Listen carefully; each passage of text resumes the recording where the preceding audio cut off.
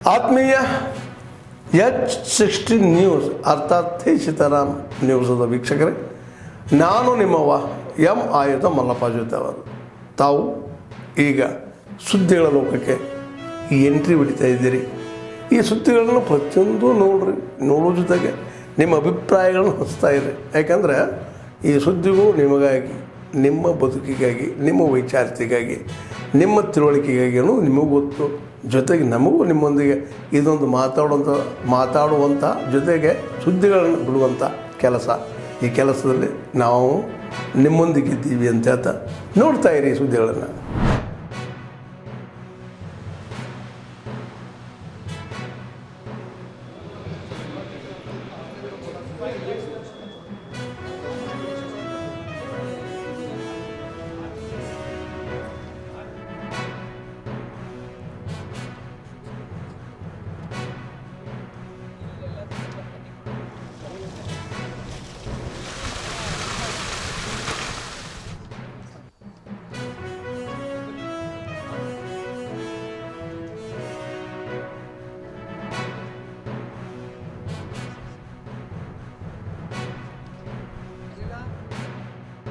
ಬಹಳ ಸುಸರ್ಜಿತವಾಗಿ ಚೆನ್ನಾಗಿ ಚಳಿಗಾಲದ ಅಧಿವೇಶನ ಆಗಿದೆ.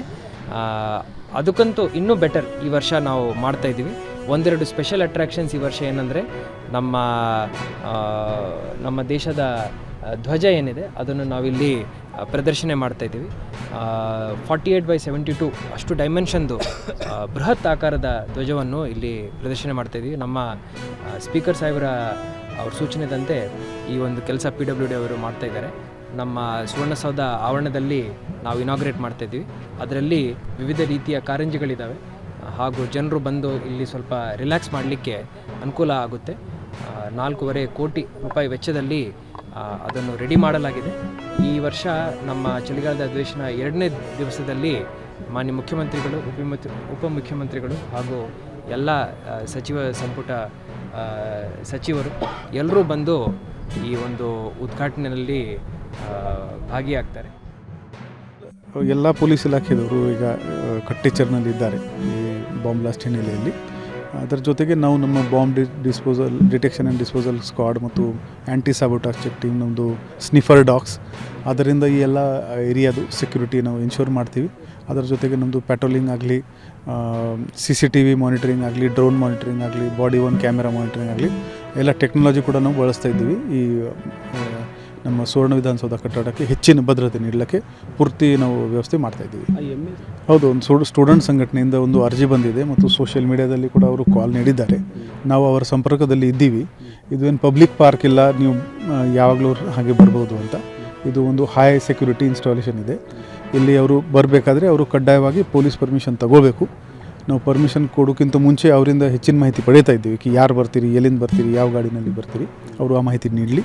ನಾವು ಏನು ಷರತ್ತುಗಳು ಕೊಡ್ತೀವಿ ಅದರ ಪಾಲನೆ ಮಾಡಿಕೊಂಡು ಅವರು ಬರ್ತಿರ್ತೀನಿ ಮಾಡ್ತಾರೆ. ಇನ್ನೂವರೆಗೆ ನಮಗೆ 47 ಅರ್ಜಿಗಳು ಬಂದಿದ್ದೀವಿ. ನಾವು ಎಲ್ಲರ ಜೊತೆಗೆ ಸಂಪರ್ಕದಲ್ಲಿದ್ದೀವಿ. ನಮ್ಮ ಷರತ್ತುಗಳ ಜೊತೆಗೆ ನಾವು ಅವರಿಗೆ ಅನುಮತಿ ನೀಡ್ತೀವಿ.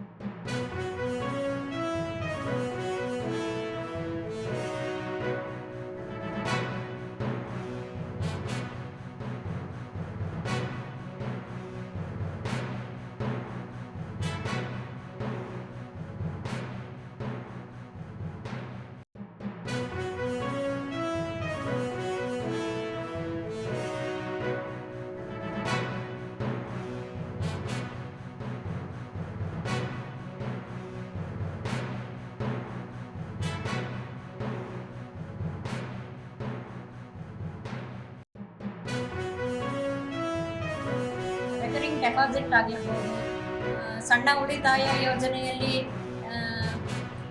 NSC ಆಗಿರ್ಬೋದು, KVP ಆಗಿರ್ಬೋದು, ಕಿಸಾನ್ ವಿಕಾಸ್ ಪತ್ರ ಅಂತ ಹೇಳಿ ಅದರ ಎಲ್ಲ ಸೇವೆಗಳನ್ನು ತಗೊಂಡಿದ್ದೀವಿ.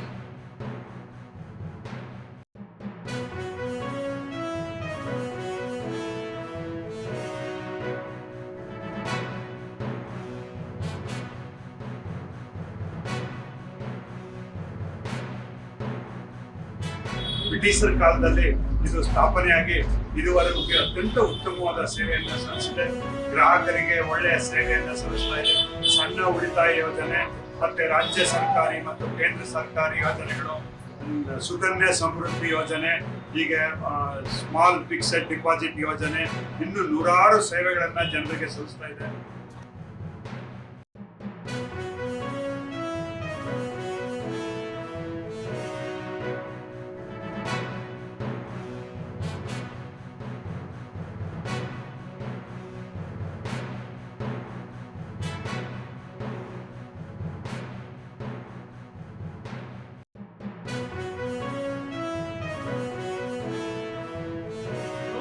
ವರ್ಷದಿಂದ ಈ ಒಂದು ಅಂಚೆ ಕಚೇರಿಯಲ್ಲಿ ವಹಿವಾಟು ಮಾಡ್ತಾ ಇರ್ತೇನೆ.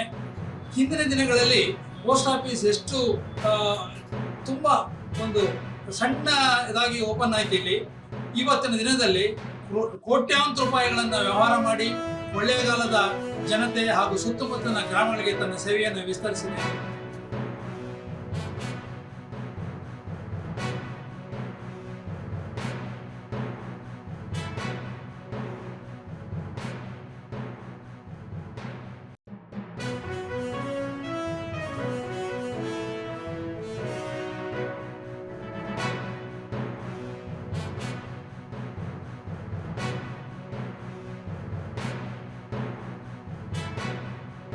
ಎರಡು 2025ಕ್ಕೆ 100 ವರ್ಷ ಆಚರಿಸ್ಕೊಳ್ತಾ ಇದೆ.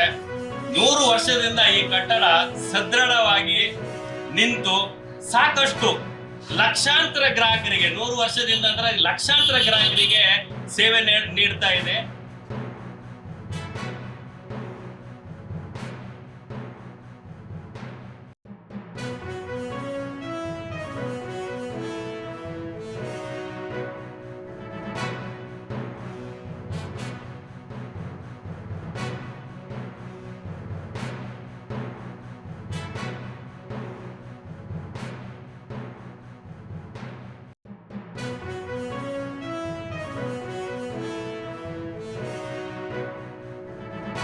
SBY, PMJJBY ಮತ್ತು ಲೈಫ್ ಇನ್ಶೂರೆನ್ಸ್ ಅಡಿಯಲ್ಲಿ ಅಟಲ್ ಪೆನ್ಷನ್ ಯೋಜನೆ ಒಂದು ಸ್ಕೀಮ್ಗಳನ್ನು ಇಂಟ್ರೊಡ್ಯೂಸ್ ಮಾಡಿ ಈ ಎಲ್ಲ ಸ್ಕೀಮ್ಗಳು ನಮ್ಮ ಕೊಳ್ಳೇಗಾಲ ಪ್ರಧಾನ ಅಂಚೆ ಕಚೇರಿ ಇಲ್ಲಿ ಸೇವೆಗಳು ದೊರಕುತ್ತವೆ. ಎಲ್ಲರೂ ಈ ಒಂದು ಸೇವೆಗಳನ್ನು ಬಳಸ್ಕೋಬಹುದು.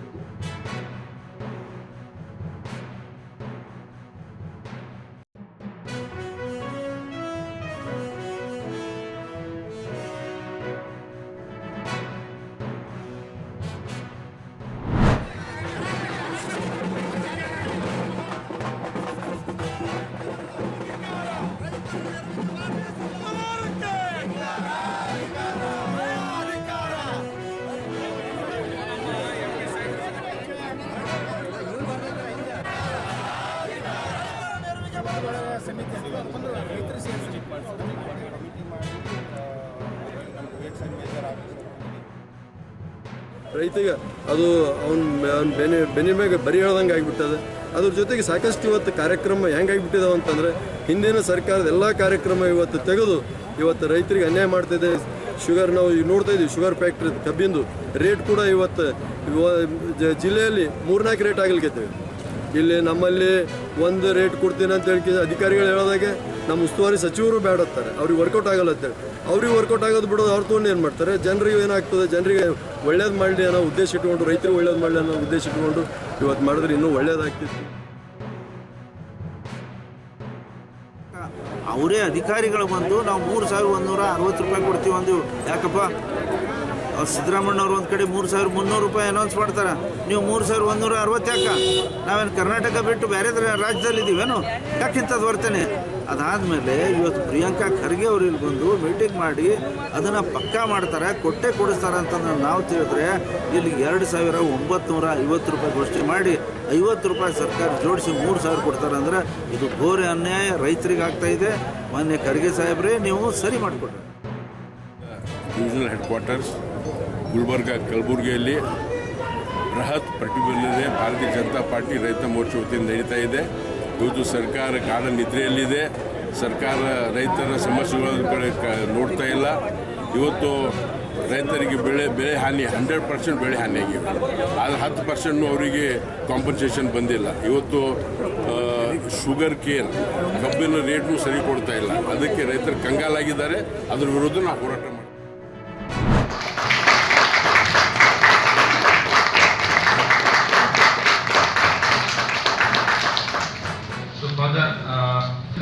as on September 30th, 30 September funds ಹಾಗೆ ಮಲ್ಕೊಂಡಿದೆ, ಚಾಲ್ತಿಯಲ್ಲಿ ತಗೊಂಡು ಬರಬೇಕು. ಬೇರೆ ಕಡೆಗೆ ಹೋಗಿದ್ದಾರೆ ಅಂಥವರಿಗೆ ಅವರ ಅಮೌಂಟ್ ಸಂಸ್ಥೆಗಳ ಕ್ಲೇಮ್ ಆಗದೇ ಇರತಕ್ಕಂಥ ತಗೊಂಡು ಕ್ಲೇಮ್ ಮಾಡಿಕೊಡ್ಬೋದು. ದೇರ್ ಆರ್ ಸ್ಟೆಪ್ಸ್ ನೀವು ಕ್ಲೇಮ್ ಮಾಡ್ಕೊಳ್ಳೋದಕ್ಕೆ. This is the camp. ಎಲ್ಲರಿಗೂ ನಮಸ್ಕಾರ. ನೀವು ಟೆಕ್ಸ್ಟ್ ಮಾಡಿ ಅಲ್ವಾ? Depositors very small number.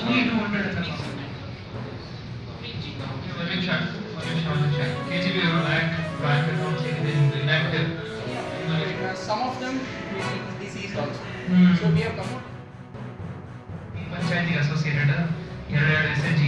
So ಅವ್ರಿಗೆ ಸ್ವಲ್ಪ ಜವಾಬ್ದಾರಿ ಕೊಟ್ಬಿಟ್ಟು ಇದನ್ನ ಟ್ರೇಸ್ ಮಾಡೋಕೆ ಬ್ಯಾಂಕ್ಗಳ ಜೊತೆ ಸ್ವಲ್ಪ ಕೆಲಸ ಮಾಡೋದು.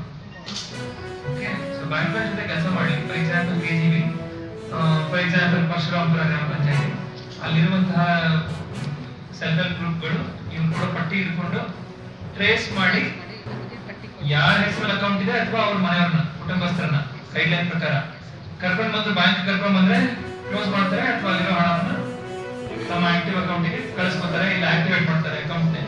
ಇದು ಅವ್ರಿಗೆ ಬಿಟ್ಟಿದ್ದು. ಜೊತೆಗೆ ಇಷ್ಟಲ್ಲದೆ ನಮ್ಮ SHGs ಇನ್ನೊಂದು ಜವಾಬ್ದಾರಿ ಕೊಡ್ಬೇಕು ನಾವು. ಏನು ನಮ್ಮ PMJJBY ಇದೆಲ್ಲ ಇದೆಯಲ್ಲ ಸ್ಕೀಮ್ಗಳು, ಜೀವನ್ ಜ್ಯೋತಿ ಸುರಕ್ಷಾ ಬಿಮಾ ಯೋಜನಾ, APY, ಇದೆಲ್ಲ ಯಾರು ಎನ್ರೋಲ್ ಮಾಡಿಲ್ಲ ಆಮೇಲೆ ಎನ್ರೋಲ್ ಮಾಡ್ತಾರೆ. ನಮಗೆ ಬ್ಯಾಂಕಿಂದ ದುಡ್ಡು ಇಕ್ಕಿರೋದು ಬರ್ತಿತ್ತೆ ಮತ್ತು ಇದು ಇಂಟ್ರೆಸ್ಟ್ ಹಾಕಿ ಕೊಡ್ತಿಲ್ಲ ಸರ್. ಅದು ಇಂಟ್ರೆಸ್ಟ್ ಹಾಕಿ ಕೊಡಿ ಅಂತ ನಾವು ಕೇಳ್ತಿದ್ದೀವಿ ಸರ್. ತಂದೆ ನಾವು ತಿಳ್ಕೊಂಡು 25 ವರ್ಷ ಆಗಿಬಿಡ್ತು, ಇಂಟ್ರೆಸ್ಟ್ ಹಾಕಿ ಬರ್ತಿಲ್ಲ ದುಡ್ಡು. ಅದೇ ನಾವು ಈಗ ಕೇಳ್ತಿದ್ದೀವಿ, ಇಂಟ್ರೆಸ್ಟ್ ಯಾಕೆ ಹಾಕ್ಕೊಡ್ತಿಲ್ಲ ಅಂತ ಕೇಳ್ತಿದ್ದೀವಿ. ಅದೇ ನಮ್ಮದು ಹಿರಿಯೂರು ಸರ್. ನಮ್ಮ ಅಪ್ಪ ಡೆತ್ ಆಗಿರೋದು 20 ಸಾವಿರ ಡಿಪಾಸಿಟ್ ಮಾಡಿದ್ದು. ಅದಕ್ಕೆ 25 ವರ್ಷ ಆಗಿತ್ತೆ. ಅಮೌಂಟು ಇಂಟ್ರೆಸ್ಟು ಏನೂ ಬಂದಿಲ್ಲ. ಅದಕ್ಕೆ ಯಾಕೆ ಬಂದಿಲ್ಲ ಅಂತ ಅವಾಗಲೇ 2009 60 ಸಾವಿರ ಬಂದಿತ್ತು ಸರ್. ನೋಡೋದಾದರೆ 3,08,000 ಅಕೌಂಟ್ಗಳು DEA ಫಂಡ್ನಲ್ಲಿ ಇದೆ. ಓವರಾಲ್ 67 ಕೋಟಿ ರೂಪಾಯಿಗಳಷ್ಟು ನಮ್ಮ ಯುಟಿಲೈಸ್ ಆಗದೆ ಕ್ಲೇಮ್ ಮಾಡದೇ ಇರುವಂತಹ ಒಂದಷ್ಟು ಅಕೌಂಟ್ಗಳು ಅಮೌಂಟು ಉಳ್ಕೊಂಡಿದೆ. ಈ ಉಳಿದಿರುವಂಥ ಅಕೌಂಟ್ಗಳನ್ನು ಎಲ್ಲ ರೀತಿಯಾದಂಥ ಬ್ಯಾಂಕ್ಗಳಲ್ಲಿ ಈ ಅಕೌಂಟ್ಸ್ಗಳು ಉಳ್ಕೊಂಡಿದೆ. ಈ ಅಕೌಂಟ್ಗಳ ಬಗ್ಗೆ ಒಂದು ಅವೇರ್ನೆಸ್ಸನ್ನು ಮೂಡಿಸಬೇಕು ಮತ್ತು ಕ್ಲೇಮ್ ಯಾವ ರೀತಿ ಮಾಡಬೇಕು ಮತ್ತು ಯಾವ ರೀತಿ ಪ್ರೊಸೀಜರ್ ಇದೆ ಅನ್ನುವಂಥ ಒಂದು ವಿಷಯವನ್ನು ಇವತ್ತಿನ ದಿನದ ಕಾರ್ಯಕ್ರಮದಲ್ಲಿ ತಿಳಿಸ್ಕೊಟ್ಟಿದ್ದೀವಿ ನಾವು. ಆತ್ಮೀಯರೇ, ಎಲ್ಲ ಸುದ್ದಿಗಳನ್ನು ನೋಡಿದ್ರಲ್ಲ, ಏನು ಅನಿಸ್ತು ನಿಮಗೆ? ಇದರಲ್ಲೇ ನಿಮ್ಗೆ ಲೈಕ್ ಆಗಿರ್ಬೋದು, ಡಿಸ್ಲೈಕು ಆಗಿರ್ಬೋದು, ಕಾಮೆಂಟ್ ಬೇಡಪ್ಪ ಅಂತೂ ಅನಿಸಿರ್ಬೋದು, ಕಾಮೆಂಟ್ ಮಾಡಬೇಕಪ್ಪ ಅನಿಸಿರ್ಬೋದು, ಶೇರ್ ಮಾಡಬಾರ್ದಪ್ಪ ಅನಿಸಿರ್ಬೋದು, ಅದು ಮಾಡಬೇಕು ಅನಿಸಿರ್ಬೋದು. ಏನಾದರೂ ಆಗಲಿ ಶೇರ್ ಮಾಡ್ತಾಯಿರಿ, ಈ ನ್ಯೂಸ್ಗಳನ್ನ ಹಂಚ್ತಾ ಇರಿ, ಜೊತೆಗೆ ಇದಕ್ಕೆ ಸಬ್ಸ್ಕ್ರೈಬ್ ಆಗ್ತಾಯಿರಿ ಅಂತ ಹೇಳ್ತಾ H16 ನ್ಯೂಸ್ ಅರ್ಥಾತ್ ಹೇ ಸೀತಾರಾಮ್, ಇದು ಸತ್ಯದ ಕೈಗೆ ನಡಿ. ವಂದನೆಗಳು.